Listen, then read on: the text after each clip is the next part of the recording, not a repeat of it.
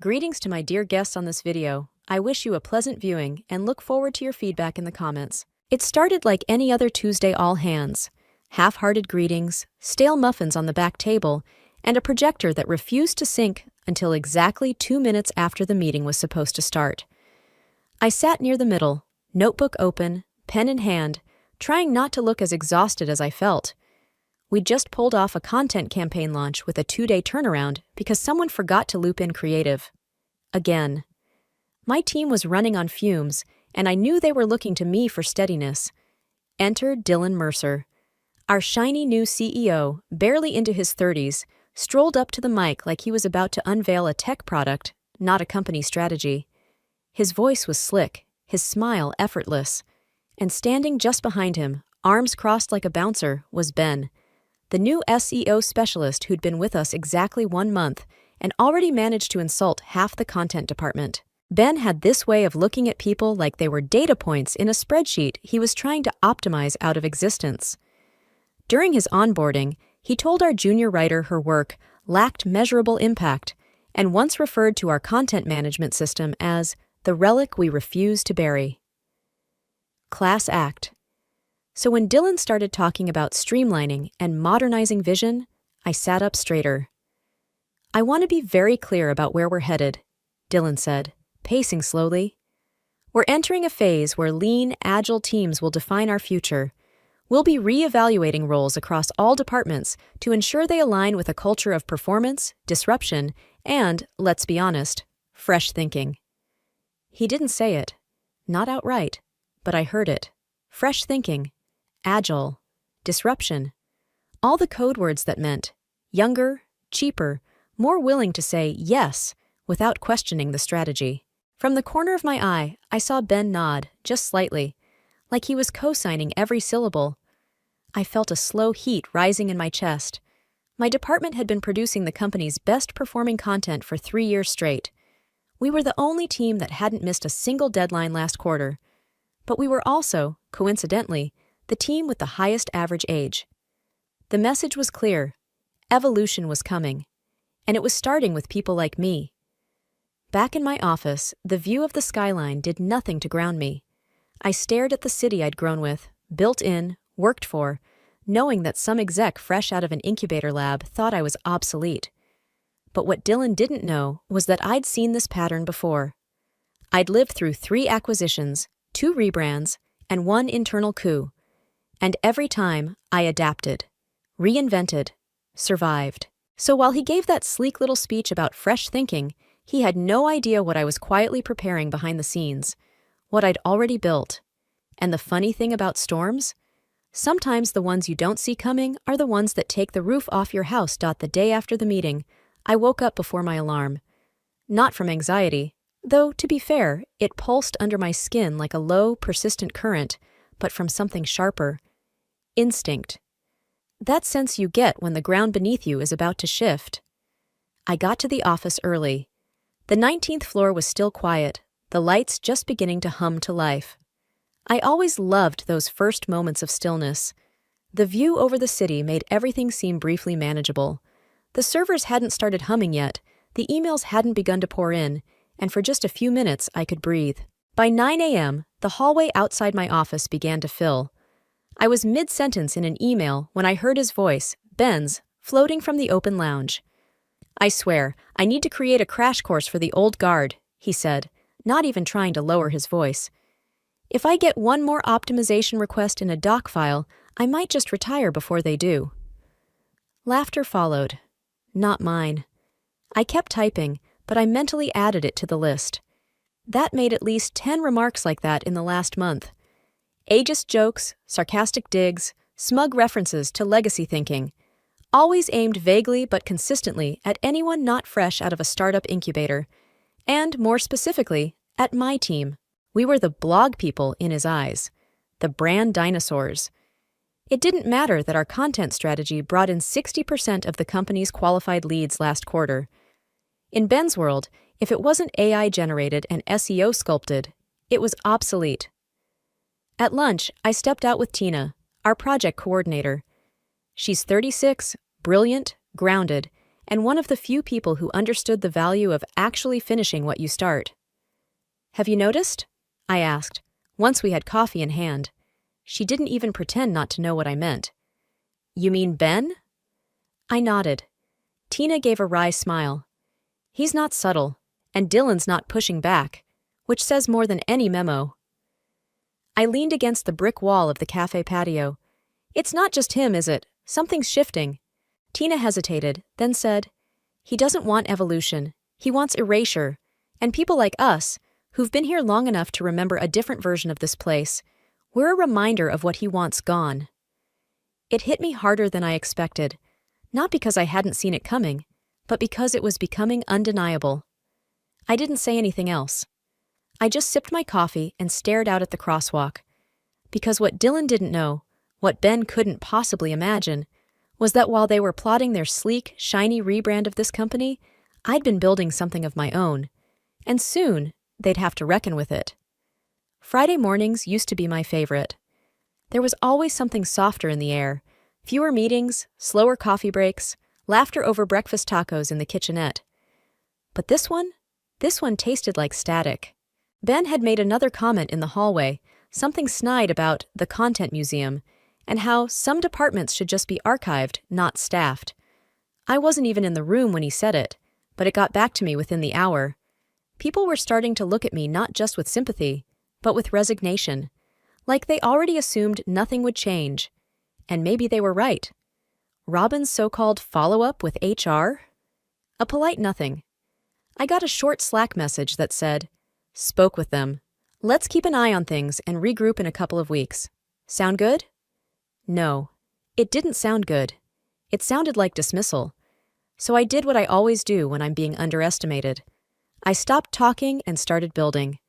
That night, I stayed late, not because I had to, but because it was the only time I could think clearly. The open floor plan was empty, the noise was gone, and the city lights outside the window reminded me I wasn't alone, just unseen. I pulled up a folder I hadn't opened in months, my side project, the one I'd been tinkering with for almost a year, an internal performance mapping tool that visualized cross-departmental contribution in real time. It tracked which teams were doing the actual work behind launches, where strategy bottlenecked, where execution bloomed. It told the truth without spin. And if deployed correctly, it would make every hidden hour, every behind-the-scenes effort from people like my team, impossible to ignore. The original version had been clunky, but I'd refined it, smoothed out the data integrations, even added anonymized benchmarking for transparency. And now? It was almost ready. I stayed past midnight. By the time I shut down, I had a working prototype, a map of real impact, and more importantly, a plan. Over the next week, I ran a quiet pilot, just within my department. I positioned it as a tool for our own internal clarity, and my team responded instantly. They were hungry for something real, something that recognized their value in a landscape that kept pretending they were invisible. The data was staggering. Content strategy, my so-called blog people, had contributed to over 70% of the company's top-performing campaigns in the last 2 quarters. We weren't just visible, we were foundational.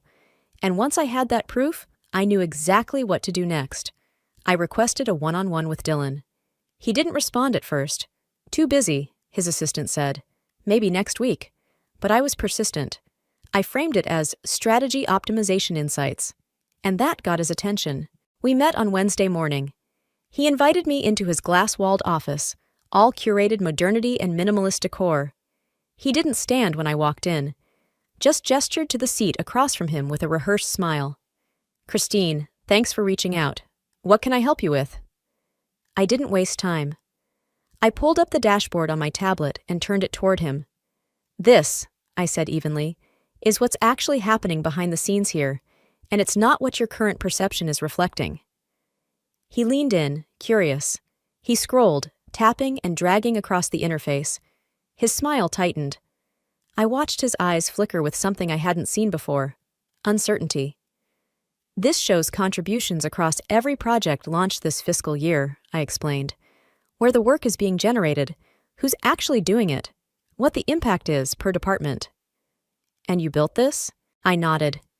In my own time, with clean data, no bias, just facts. He looked at me then, really looked at me, like he was finally starting to see what had been standing in front of him this entire time. I didn't smile. I didn't soften. Your culture, I said, is sliding into toxicity, and the people doing the most meaningful work are being devalued by noise, by bias, and by people who think jokes about age are harmless. He blinked, slowly. You're talking about Ben. I'm talking about a system that enables Ben, I replied. But yes, he's a symptom, not the root. There was a long pause. Then he said, Why are you showing me this? And I said, Because I believe in this company. But more importantly, I believe in my people, and I'm not waiting for permission to protect them. He didn't speak for a long moment. Just stared at the data, then back at me. I stood. I'll be running a full pilot of this next month. Whether it becomes company-wide depends on your next move. And I left. In the elevator, I finally let out the breath I hadn't realized I was holding. It wasn't revenge I wanted. It was truth. And now that it was out there, the truth was going to do what it always does, cut through the noise. I thought nothing could surprise me after years in this industry. I'd seen layoffs disguised as restructuring, promotions that were just golden cages, and entire departments erased with a polite email. But I had never heard anything like what Dylan Mercer said in that room. Everyone over the age of 35, I am waiting for your resignation letters by the end of the day. The words hit the floor like a dropped bomb. I blinked, then again. The air seemed to thin around us. I looked around at the faces beside me, colleagues, mentors, some of the smartest, most dedicated professionals I'd ever worked with. Their expressions mirrored mine, stunned, pale, caught somewhere between disbelief and slow-building fury. And yet, Dylan stood there, arms casually crossed, as if he'd just asked us to update our Slack bios. As if what he was saying wasn't illegal, unethical, and breathtakingly arrogant. A few people laughed nervously, waiting for the punchline. It never came. I know it sounds harsh, he continued, but it's necessary. We're transitioning to a younger, more agile workforce. You've done your part. Now it's time to make room for what's next. He might as well have slapped us. I opened my mouth to speak, to challenge him, but HR was already handing out folders, one after another. Voluntary exits, they called them. Pre-signed NDAs, quiet payoffs, smooth transitions. I held mine in my hands like it was radioactive. By noon, I saw the exodus begin. Half the office was emptying out, people I'd worked alongside for years. Liam from DevOps, who once rebuilt the entire client interface over a weekend. Marisol from Legal, who'd negotiated every major partnership since 2015. Even Daniel, our lead designer, who'd won 3 industry awards last year. Gone. Not because they failed, because they turned 36. I locked myself in my office, the blinds still open to the Austin skyline I'd once been so proud to overlook. I stared at the resignation form for 20 minutes. HR had already disabled my email. The system knew. The company knew. It was already done. In the end, I signed it. Not because I accepted it, but because I knew, deep down, this was the final nudge I'd needed. They wanted silence. They wanted submission. But what they had done was declare war on the wrong woman. And while they were celebrating their youthful reinvention, I was already planning their reckoning. They didn't know what was coming next. But they would. Very soon. By Monday, the office didn't feel like itself anymore. It was quieter, colder. Half the desks were empty. The energy that had once buzzed through our floor like electricity had evaporated, leaving behind a sterile silence. A few of the younger hires laughed too loudly at their desks, pretending everything was fine. But it wasn't. And everyone knew it. The bomb had already gone off. Dylan's announcement, backed by HR, blanketed with legality, and delivered with a sociopathic level of confidence, had gutted the place. Most of us over 35 had signed and left, not because we wanted to, but because we were cornered. Because the message was clear: you don't belong here anymore. What they didn't realize, what Dylan didn't realize, was who they'd actually pushed out. They hadn't just lost older employees. They'd lost the backbone of the company, the people who built it, who protected it, who kept things running not for applause, but because they knew how fragile real momentum could be. And Ben? Ben, the fresh-faced SEO specialist, the same guy who once asked if we still used fax machines for contracts, walked in that morning with his usual swagger. He leaned against the espresso bar like nothing had happened, joked about how much more oxygen there was in the room now. He didn't even understand what kind of bomb he'd helped set off. Because make no mistake, he'd been part of it. Maybe not the executioner, but definitely the whisper behind the curtain. The tone setter. The one who mocked us just enough to make others question our relevance. The one who fed Dylan the fantasy that a younger, flashier workforce would fix everything. And now? Now, the people they cast aside were regrouping. Quietly. Strategically. Because they hadn't just fired us. They'd activated us. Liam, the DevOps wizard who practically built our infrastructure from scratch, called me that afternoon. "Christine," he said, "we should talk. I have an idea." Marisol from Legal messaged me on Signal. "If you're planning anything, I'm in." Daniel, the designer? Already brainstorming how to dismantle the visual brand they stole from under us. We weren't out for blood, but we weren't going to be erased. And Ben? He kept on smiling, still thinking he'd won. But that smug look wouldn't last, because soon he'd realize something too late. When you kick out the architects, don't be surprised when the foundation starts to crumble. I hadn't heard from Ben since the day most of us were forced out. After that Monday, he all but disappeared from my radar. No updates, no social media bravado, no whisper campaigns, just silence. So when his name popped up in my inbox 2 weeks later, sent to my personal email, no subject line, I stared at it for a full minute before opening it. "We need to talk, privately. It wasn't what I thought. Ben." I didn't reply right away. I forwarded it to Liam and Marisol first, adding only one line. "This isn't a prank. Should I hear him out?" Liam was blunt. "If he knows something useful, use it." Marisol replied a few minutes later. "Meet somewhere neutral, get the facts, then decide." So I did. We met in the back booth of an old, nearly empty cafe on the east side. Ben walked in looking completely different. The smugness was gone. So was the perfect grooming and casual arrogance. His eyes were sunken, his clothes wrinkled like he hadn't been sleeping much. He sat down without greeting me, just exhaled sharply and said, "I didn't know they were going to do that." I said nothing. "I made jokes," he continued, voice low. I bought into the disruption rhetoric. I thought they wanted to clean house, make things leaner, faster. I thought... He paused, swallowed hard. "I didn't think they'd gut the company." I crossed my arms. "You mocked half of us for being old, outdated, slow." "I know." He looked genuinely ashamed. "And I was wrong. You were the only ones who actually knew how anything worked. Since you left, everything's falling apart. Campaigns failing, clients complaining, the metrics are tanking. They're blaming marketing, but the truth is, they removed the soul of the place and expected it to run on vibes." I narrowed my eyes. "Why are you telling me this now?" "Because I want to fix it." I let that hang in the air. He leaned in. "I know the internal systems. I know who's still there and what's broken. I can help, but I can't do it alone. And I owe you more than an apology." I didn't trust him. Not fully. But I believed one thing. He was scared. "What are you proposing?" I asked. Ben slid a USB across the table. "It's everything. Data logs, performance metrics, meeting recordings, including one where Dylan admits off-camera that the age purge was pre-planned and legally gray. This," he tapped the drive, "could ruin him." I stared at it, then at him. "You want to take him down?"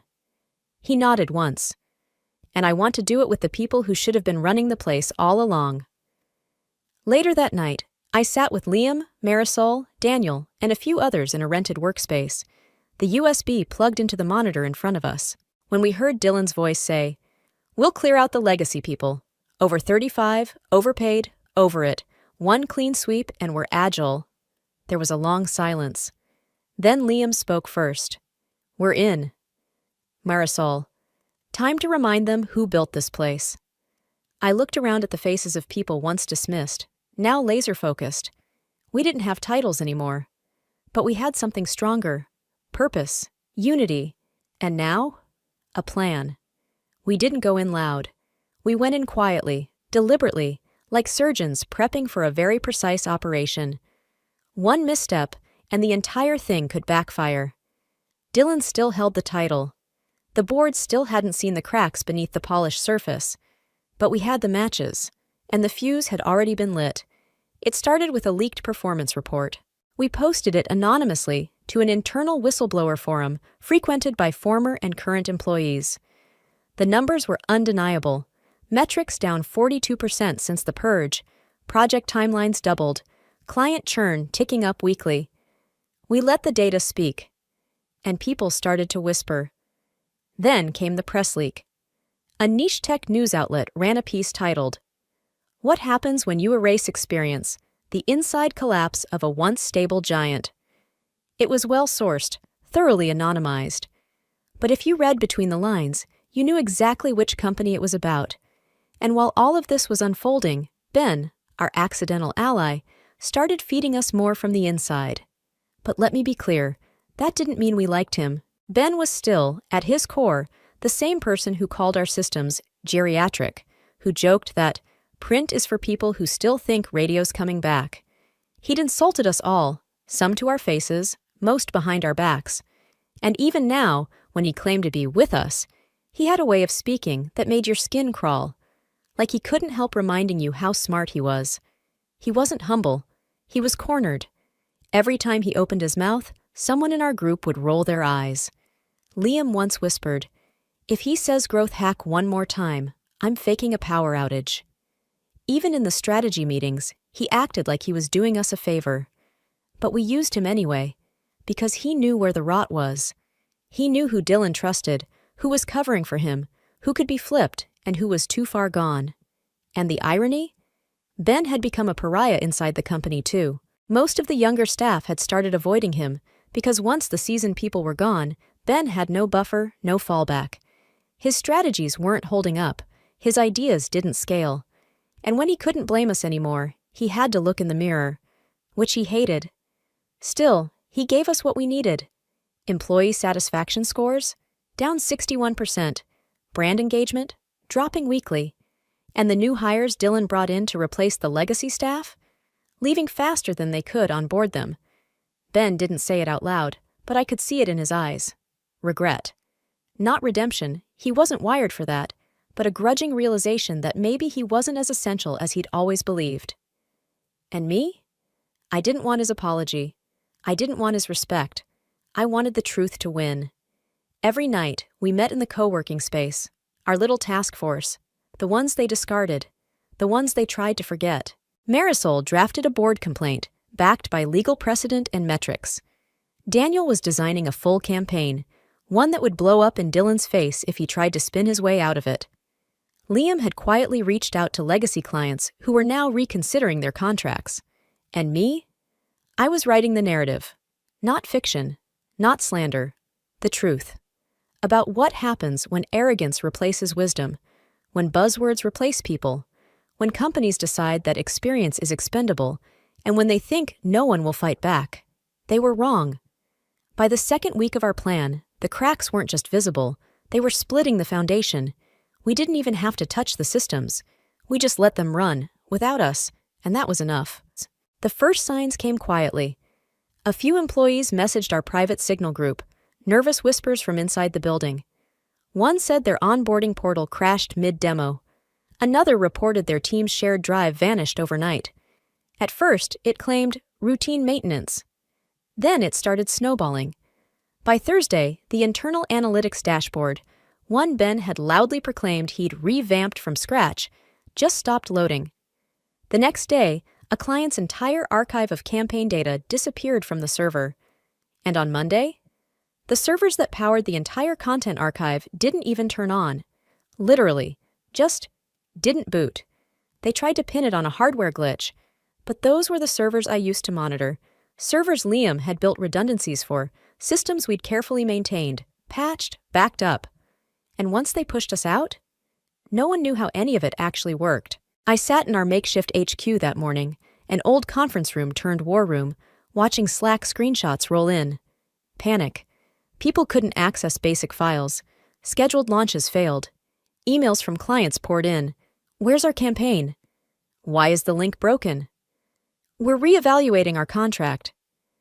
Liam leaned back in his chair, arms crossed. It's like watching someone drive a sports car off a cliff and blame the tires. Marisol was already compiling the system logs, proof that the servers were running perfectly until the exact week we were forced out. Daniel was quiet, sketching something on his tablet. I leaned over to see. It was a poster mock-up. You fired the lifeline. Now you're flatlining. Ben showed up late to the meeting, pale and sweaty. They're in full meltdown mode, he said, breathless. Dylan's blaming the junior engineers, the interns, anyone left. HR is scrambling to draft talking points, but the board, they're not buying it anymore.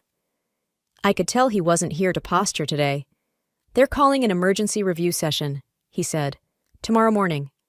I nodded. Then we finish this. The chaos Dylan unleashed, the purge, the arrogance, the worship of buzzwords over backbone, was finally eating itself alive. Everything we'd built, protected, fixed. It had only survived because we were there, behind the curtain, holding the strings together. Now? The curtain had dropped, and the audience was watching. The email landed at 8:03 a.m. sharp. Subject line: Reinstatement opportunity. Immediate response requested. One by one, our phones buzzed. Liam's, Marisol's, Daniel's, mine, Christine. In light of recent performance disruptions and infrastructure challenges, Stratonix leadership would like to formally invite you to resume your previous role. Compensation will be revised to reflect our renewed appreciation of your contribution. We hope to re-establish our working relationship immediately. They didn't even try to hide it anymore. The house was burning down, and now they wanted the firefighters back. I stared at the screen for a long moment. Part of me felt vindicated. Hell, most of me did. But another part of me felt something else entirely. Resolve. They thought we'd come crawling back one by one. They thought offering us a few inflated salaries would fix what they broke. But we weren't coming back quietly, and we weren't coming back with him. I messaged the others. They want us back, all of us. Liam replied first. Perfect, let's make our terms. We met that night. Everyone who'd been purged, overlooked, pushed out, insulted. We sat in a circle around a long table in the co-working space we now treated as home base, and we drafted our letter, not individually, together. It read, To the Board of Stratonix, we acknowledge your request for our return and the company's need to stabilize its operations. We are prepared to resume our roles, restore performance levels, and rebuild the systems your current leadership failed to understand. However, our return is conditional. We request the immediate termination of Benjamin Carter, SEO Director, whose divisive behavior, age-discriminatory remarks, and undermining of internal teams directly contributed to the collapse of morale and functionality. We are not simply returning to fix what was broken. We are returning to rebuild something better, without the arrogance that broke it in the first place. Sincerely, the ones you underestimated. We signed it. Every single one of us. Liam, Marisol, Daniel, me, 17 others. I sent it directly to the board's private address with a simple subject line: Our conditions, our standards, your choice. And then I closed my laptop. The next morning, the company announced Benjamin Carter had resigned for personal reasons. Within a week, nearly all of us were reinstated, with new titles, new contracts, and a clause stating we would report directly to a newly appointed committee, not Dylan. They didn't admit it publicly, but behind every PR statement was one undeniable truth. We were the ones who built the company, and now we were the ones rebuilding it, on our terms. Ben? He never saw it coming. And Dylan? Let's just say his next board review won't be as comfortable as the last. I should have known Ben wouldn't go quietly. He wasn't the type to accept defeat, even when it came gift-wrapped in corporate language like mutual separation and restructuring. After his resignation, he went dark for a few days. No posts, no comments, no smug emails. Then the rumors started. First, a recruiter mentioned Ben had been trying to pitch his own consulting firm, claiming he'd been sabotaged by a bitter legacy hire who hijacked the company's internal systems. That legacy hire? Me. Then came the leak. An anonymous post appeared on a niche tech forum, one known for inside gossip in the marketing world. The post accused me of manipulating data, of installing surveillance software before my resignation, and of coercing employees into backing my leadership return. It was transparent. Petty. A weak attempt at character assassination, but it caught attention. Within a day, I had board members asking for clarification, clients emailing to confirm their data is secure. One investor forwarded the post to me with a subject line that simply read, "Should we be worried?" I didn't panic. I prepared. Because I knew Ben's ego better than he did. I'd been documenting everything since the day I was forced to sign my resignation. Emails, logs, code timestamps, meeting recordings, including one where Ben bragged about cutting corners because no one at this company knows how to check a real data migration. And unlike Ben, I didn't just play chess, I'd built the board. I assembled everything in a folder titled Full Disclosure, Internal Timeline and Verifications. Sent it to the board, CC'd legal, BCC'd my former team leads. No fluff, no commentary, just truth. By the next morning, the tech forum post had been taken down. The site admin sent me an apology directly. Said they'd traced the post's metadata, submitted through a VPN tied to an IP address previously flagged from inside Ben's former office. The fallout was quiet, but absolute. Ben's consulting firm never launched. His LinkedIn activity vanished. And last I heard, he was trying to freelance for startups too small to know his name. But me? I was just getting started. Because when you build with integrity and document with precision, no one can rewrite your story for you. Ben had tried to burn my name to the ground. He didn't realize I'd already fireproofed it. I sat at my old desk, though nothing about it felt old anymore. The view of the skyline hadn't changed, but I had. The woman who was told to resign because of her age now had full control over her career, her voice, and her worth.